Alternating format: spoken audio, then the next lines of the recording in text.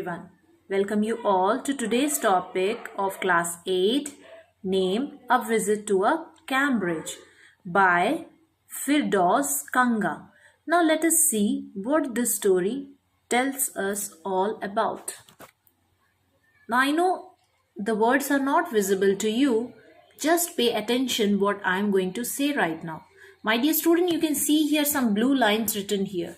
These are all the glossary. You can refer this glossary and try to read the text. It will be more easier to comprehend it, right? So here the author begins by telling the readers that at some point in life, England only meant Cambridge for him and nothing more.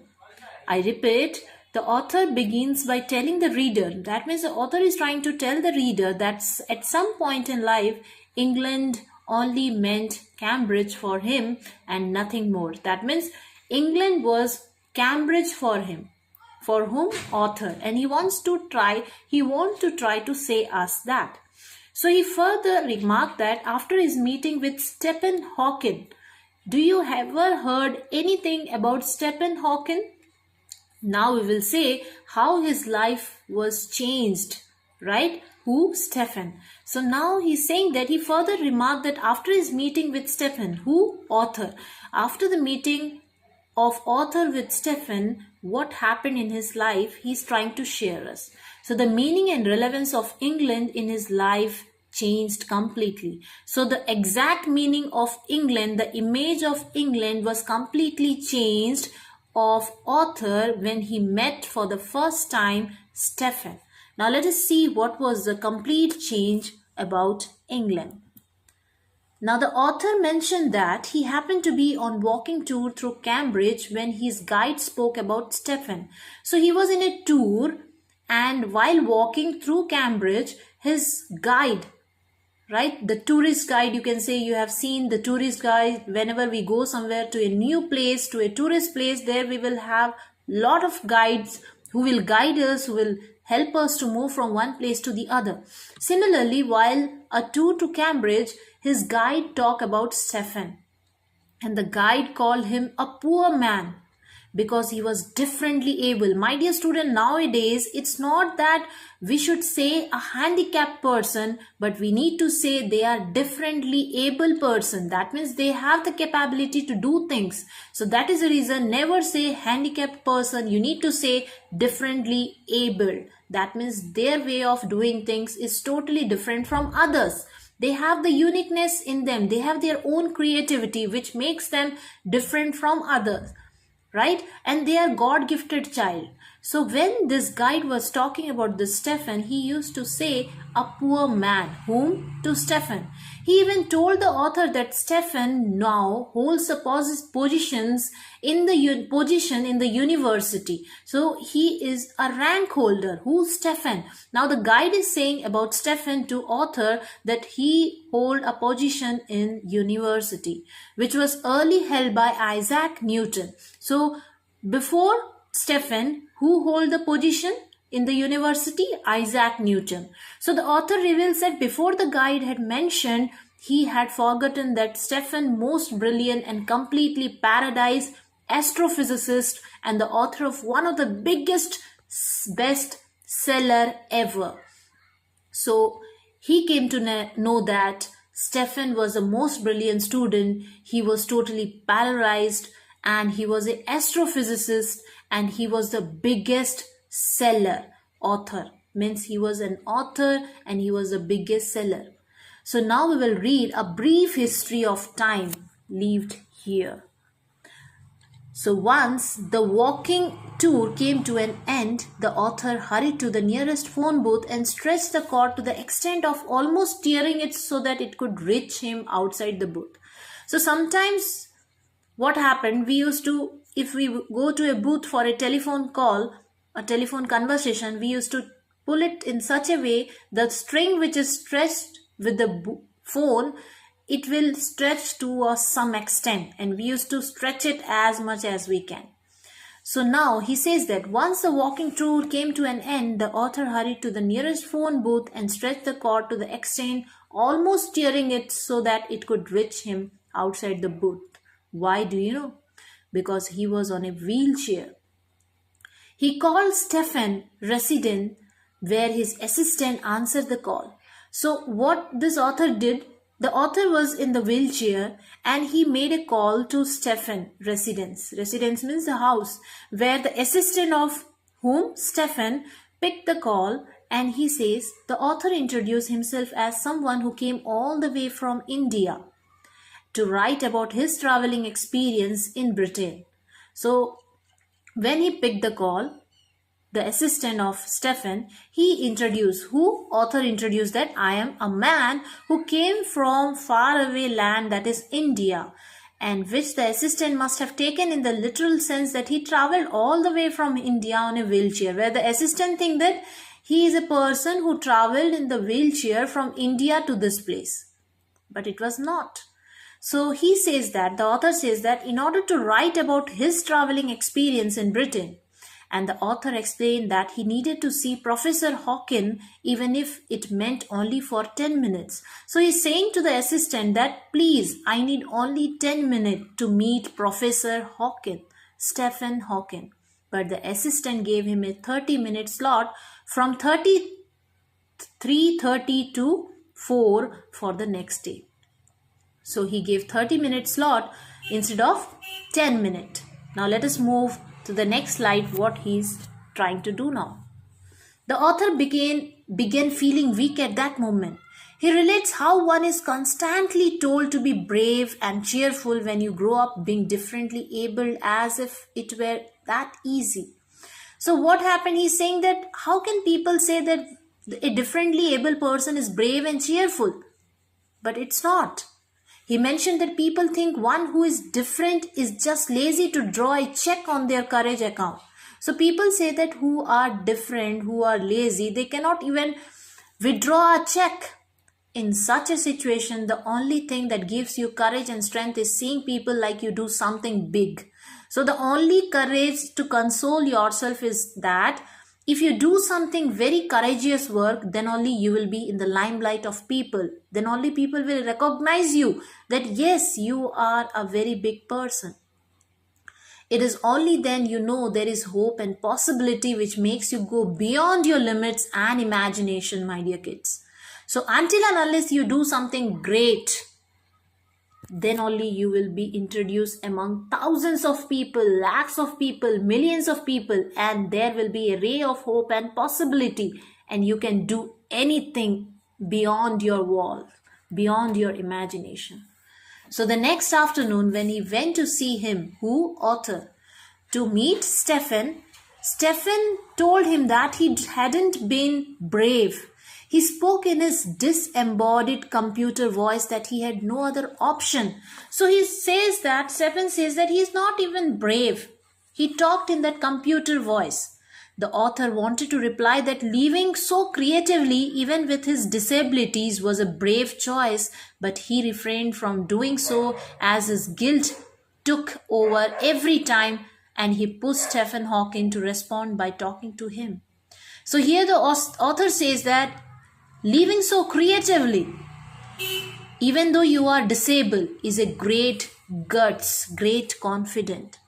Now what he says, Hawking to respond by talking to him. He spoke by finding the words on his computer and then tapping a little switch in his hand with the only remaining movement left in his pale and long finger. So Hawkins is trying to talk with this man, author, through the tapping of the buttons in the computer. He could get easily fatigued and would shut his eyes every now and then in frustration. The author mentioned how he could feel Hawkins' pain as the thought in his intensely active and vibrant mind came out emotionless and stiff as a corpse. So he's trying to say all the experience of Hawkins. Now the author expresses how most people think that people with different abilities are constantly sad and miserable. So he's trying to say that people think that the differently able person are always sad and they are miserable. But as far as he's talking about himself, it is not true. He's saying that when he considers himself then it's not true that the people are saying that we people are sad and miserable. So he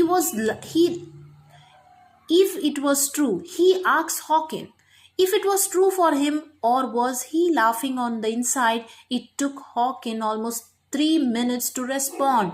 He finds it entertaining when people are only kind to him because of his different abilities.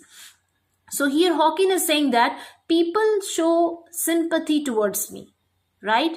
And he's laughed.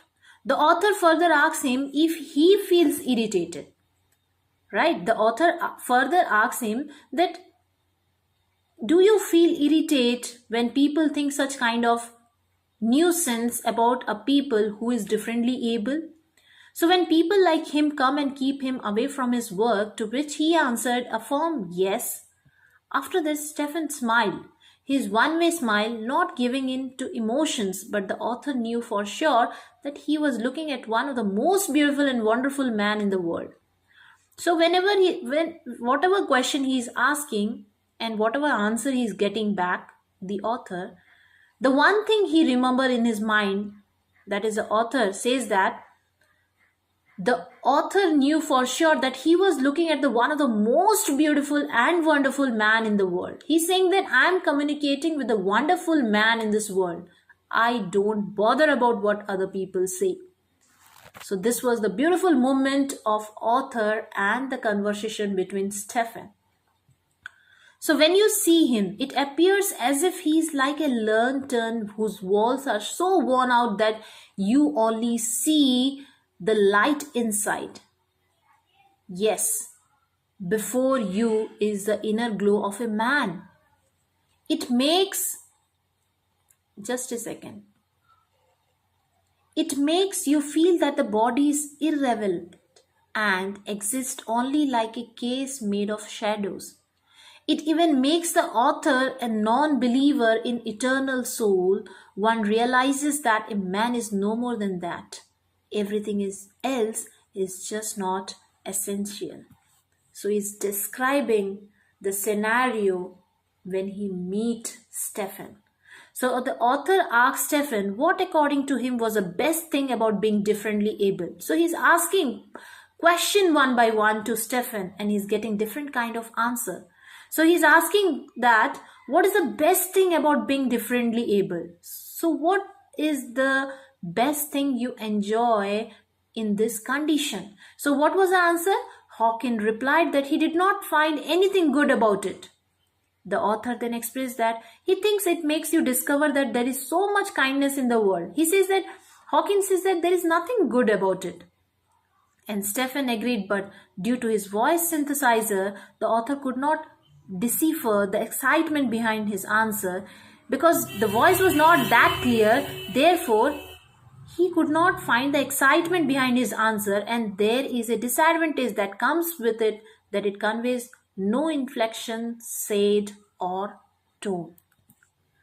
Now the author mentioned that each time he adjusted himself in his chair or had a look at its wristwatch to track time, he wanted to make sure that no single minute of the meeting went wasted. So the author, while asking a lot of questions, he is trying to see the watch just because that he don't want to misuse a single minute, because it's very important, and meeting such a beautiful person in the world is something great. It's like a dream coming true.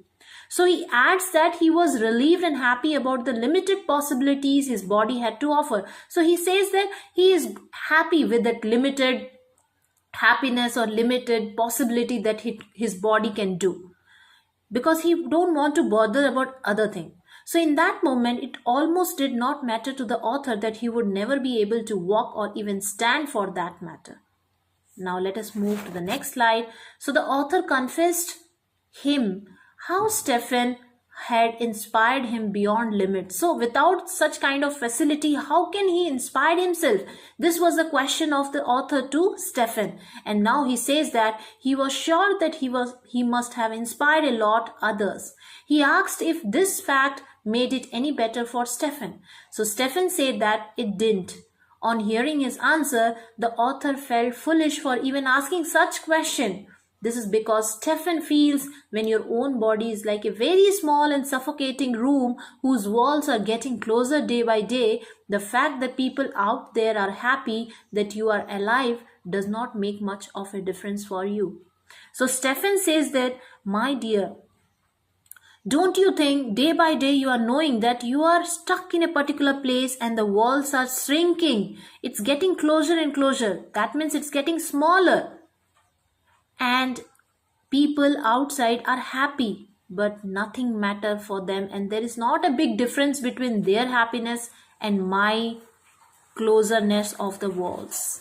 Trying to say that there is not much difference between the people outside who are happy and I am in such a place that my walls are getting closer and closer. Don't you think it's a very emotional stage or experience? Yes. Now let us move to the next.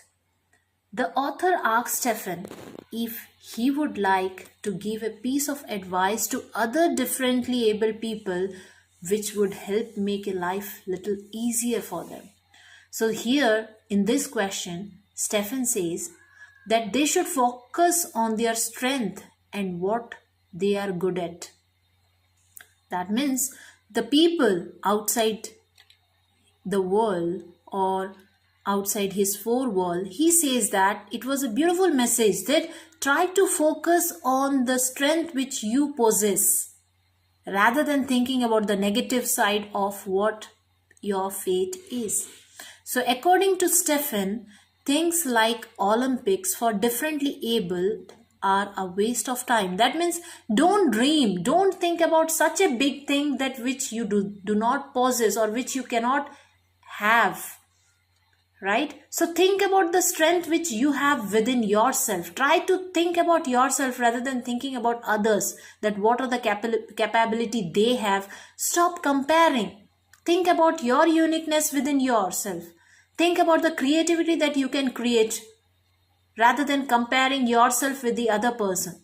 So he's trying to say is that if a differently able person is thinking about the Olympic, then it's waste of time because he or she cannot do it, right? So the author got the gist of what Stefan meant because he had spent years learning to play a Spanish guitar which was larger than his own size, and how he unstringed it one night very happily. So here the author, after hearing all the answer of the Stefan, he tried to think about his own experience, that once he tried to learn Spanish guitar and the guitar was a huge one than his own size, and how he unstringed it one night happily.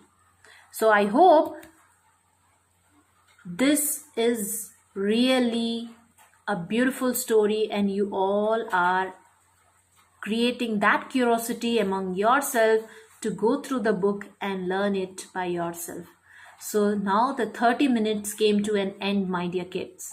And the author smiled as he said, I think I have annoyed you enough, and continued to thank him for this time, but was interrupted by Stefan, who instead asked him to stay. So he's saying that 30 minutes is end and I have annoyed you a lot. But do you know, here Stefan interrupted and says that you can stay for a while, right? So he waited for Stefan to say something next, and he offered the author some tea and a chance to show his garden. Wow. Now what happened, do you know, my dear kids? Stefan says that, okay, hold on, wait for a minute. And he offered him tea. And he wanted to show his garden. Who? Stefan wanted to show his garden to author. Even though the garden was as big as a park, Stefan showed him every inch and corner of it on his motorized wheelchair. So Stefan, the wheelchair which he is sitting is a motorized wheelchair. Even though the garden was as big as a park, still he showed each corner, and not even he left a single minute corner, and he took whom? The author to the park, and he visited entire corner of the park. The author tried not to come in his way, They could not converse a lot during that time as the letters on his screen disappeared in the glare. So it felt as if the sun made him silent. An hour passed and it was time to leave. So the 30 minutes, along with 30 minutes, it was already 1 hour that it was the time to leave. Now the author did not know what to do as he left, as he could not kiss him or cry either. Thus he touched his shoulder and went out into the summer evening in his wheelchair. And the author knew Stephen was waving as he could look back. So now he's totally blank. And the author, instead of, he was not having that guts that he can kiss him or cry in front of him. Instead, he touched his shoulder and went out into the summer evening in his wheelchair. Now the author knew Stephen was waving as he looked back. So the author knew that Stephen would be waving his hand, telling bye, telling goodbye, right? When he actually was not. So he's thinking that if I turn back, Stephen will say me goodbye. He may be waving hand, but it was not. And the author expresses how glancing at Stephen was like looking at his bravest self. So he's trying to express his feeling, how he experienced with the conversation with Stephen, and the one he was moving towards and the one he had believed in for so many years. He was well aware that his journey was over for now in England. So as I told you, he was thinking England as Cambridge, and now the author says that his journey is end now in England. So I hope this story is really beautiful for you as well, as I felt that it was a really beautiful story. So it's my humble request, my dear student, please go back, turn your pages and try to read it out by yourself and try to experience each scenario and each dialogue between the author and Stephen. What makes creative? What are the abilities? What are the good things of this Stephen? How he lived such a life. Try to experience it out. Try to have the empathy towards him. Try to feel it by yourself. So thank you all for watching my audio. For any queries, comments, feedback, do comment on my chat box. Thank you all.